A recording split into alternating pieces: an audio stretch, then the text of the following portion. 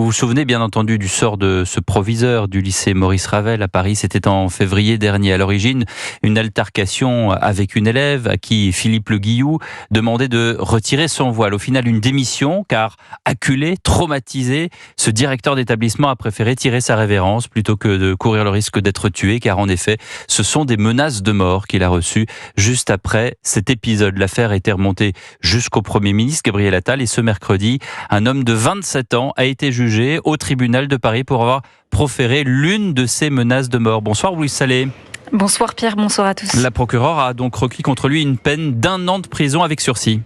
Oui, et ce malgré les excuses répétées du prévenu, Bac+5, manager informatique au casier judiciaire vierge et au ton de voix calme, compte tenu de la gravité de ces mots.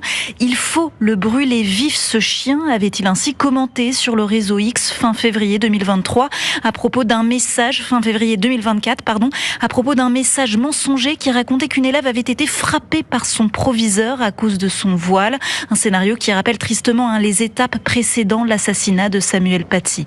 L'ancien chef d'établissement a témoigné pour la première fois à la barre, raconté son quotidien depuis ces menaces.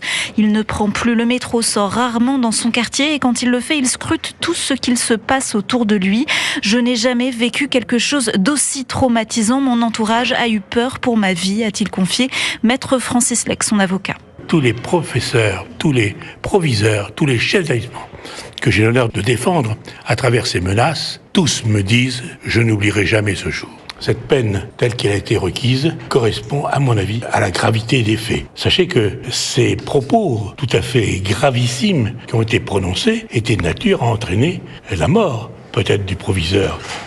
L'avocat du prévenu plaide pour une relaxation. D'après lui, son client, qui regrette, agit sous le coup de l'émotion sans réfléchir. Il utilisait Twitter comme un défouloir pour déverser sa colère. Ce jugement a été mis en délibéré. La décision devrait être rendue le 18 novembre prochain. Merci Louise, les spécialistes éducation d'Europe 1 en direct du tribunal de Paris.